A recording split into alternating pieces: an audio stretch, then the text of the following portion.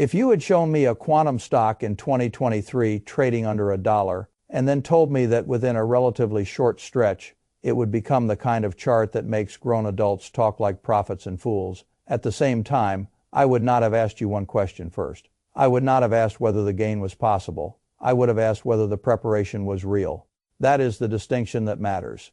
Anybody can point at a chart after the move and say they would have bought it. Anybody can become eloquent after the receipt exists. Anybody can tell a wonderful story once the market has already done the hard work of proving something was possible.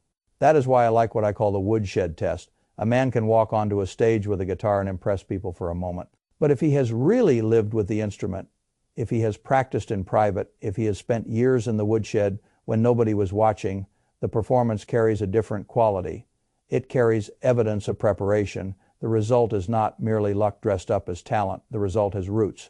That is how I want you to think about every speculative frontier. And quantum is certainly a speculative frontier. The chart is not the lesson. The preparation before the chart is the lesson. And that is why when people start asking whether a 10-bagger like this may never happen again, I answer in a way they usually do not expect. Of course it can happen again. The market is full of 10-baggers, 20-baggers, and fortunes hiding in plain sight. What cannot happen again in exactly the same way is your ignorance. Once the crowd notices a field, once 7 public companies are standing on the board instead of 4, once IPOs are lining up behind them, once NVIDIA, cloud platforms, and defense buyers are all circling the theme, then the opportunity is no longer the same opportunity it was when almost nobody cared. It may still be large. It is no longer innocent. That is the first thing I want you to understand. The second is that most people arrive at this point emotionally upside down. 6 months ago, the fear was simple. What if quantum does not work? What if the science stays trapped in the lab? What if these companies burn through cash long before commercial reality arrives? But after a few violent moves higher, the fear flips. Now, the fear is what if quantum does work and I am not in it? That is a much more dangerous fear. The first fear keeps you out of mistakes. The second fear pushes you into them. So before I talk about names, architectures, and the shape of the opportunity, I want to give you a rule that matters far more than any individual stock symbol. The 37% rule. The idea is beautifully simple. Before making a serious commitment, spend the first part of your time observing, build a baseline. Learn what good looks like. Learn what weak looks like. Learn what is ordinary. Learn what is merely loud. Then, once you have watched enough, you do not move because something excites you. You move because something clearly exceeds what you have observed. That is what intelligent watching does. It turns curiosity into calibration, and in a field like quantum, where excitement is abundant and profits are scarce, calibration is worth more than enthusiasm. Now let us talk about the architecture of the industry, because this is where most people start buying without understanding what they are buying. Quantum is not one machine. It is several competing approaches to building the machine, and for the first time, the public market is beginning to give you investable access across all of them. That is important because you are no longer forced to make one giant theological bet on one architecture before the industry itself has settled the matter. You can own exposure to several ways of solving the problem, and that alone changes the game. The first architecture that captured public imagination in a serious way was superconducting. And that world itself splits into more than one business model. D-Wave is the purest reminder of that. Historically, D-Wave was the poster child for annealing, which means it focused less on universal gate, based ambitions and more on optimization problems that real customers can care about. Now, supply chains, routing, scheduling, risk modeling that matters, because real demand today is worth more to me than a beautiful promise 10 years from now. And D-Wave did report a very sharp revenue jump in 2025, up 179% year over year to $24.6 million, while also announcing in early 2026 that it would acquire Quantum Circuits and accelerate a gate model roadmap alongside its annealing business.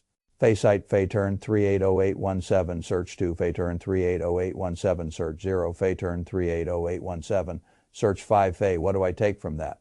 Not that D-Wave has solved quantum. I take something subtler and more valuable. A company that once looked easy to dismiss as a narrow architecture play is trying to become a dual-path platform that does not eliminate risk. It does tell me management understands that the market may reward breadth and optionality more than purity. Rigetti sits in another part of the superconducting world, this time squarely on the gate, model side, that makes it emotionally attractive to investors who want the story to sound more like the grand universal computing future they have in their heads.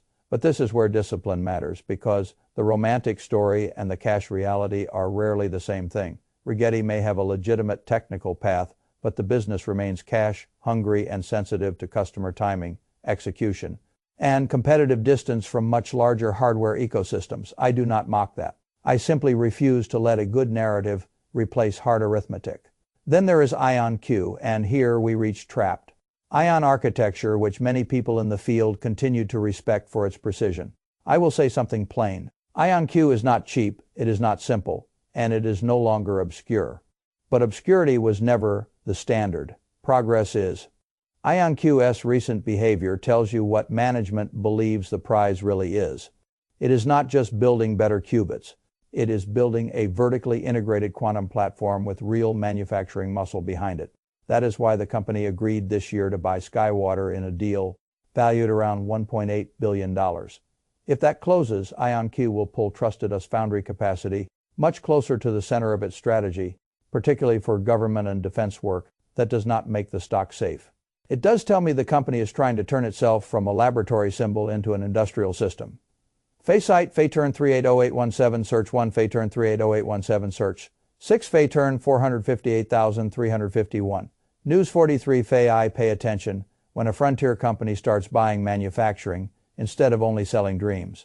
Now let us move to the newer public entrants, because this is where the baseline most investors still lack becomes incredibly valuable.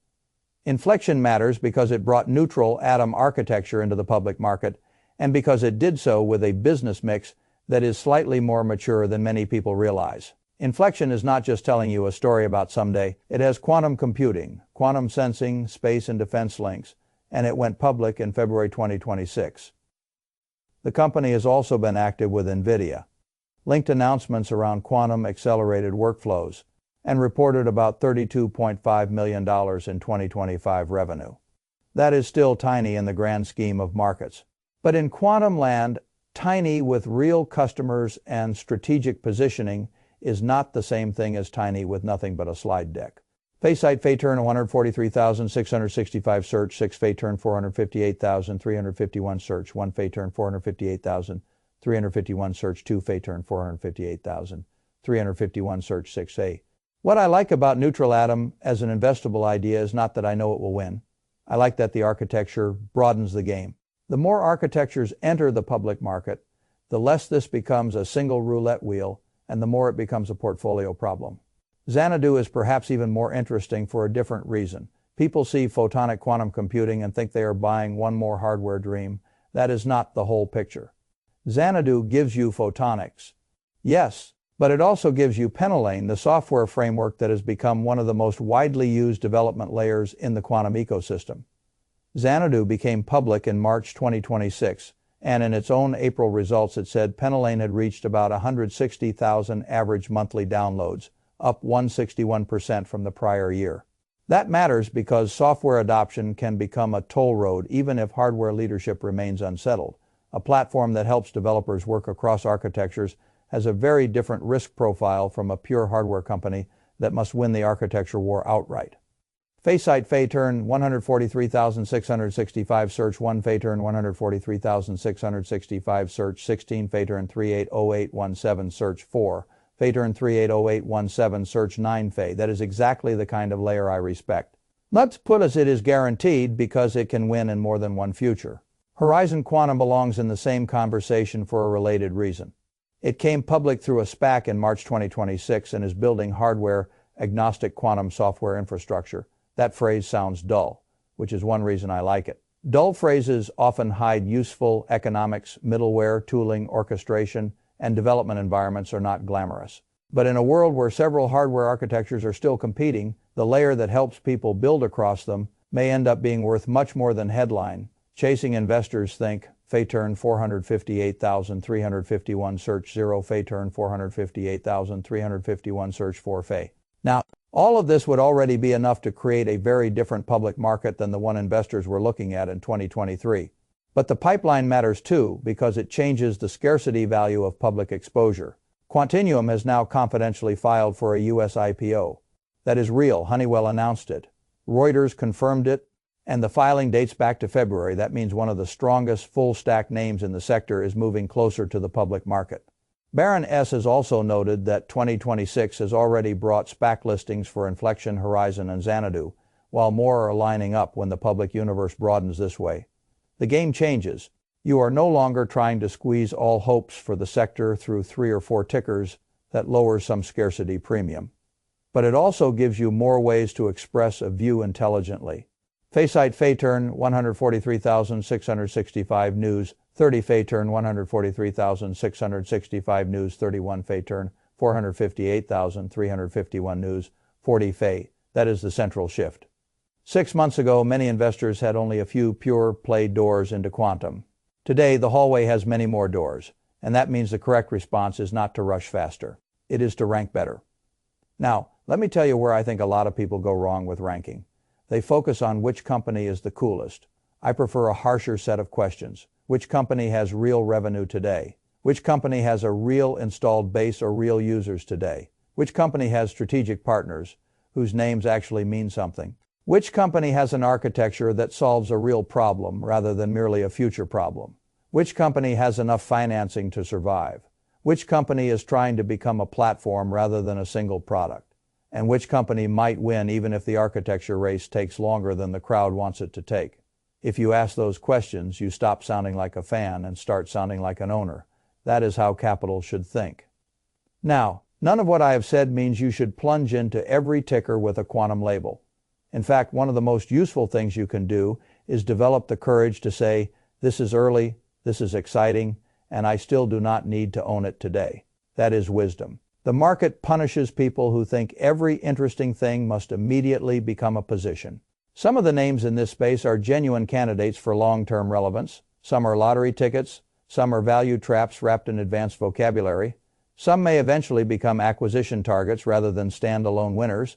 And some may simply issue stock for years while investors confuse dilution with progress. That is why I keep coming back to the infrastructure layer.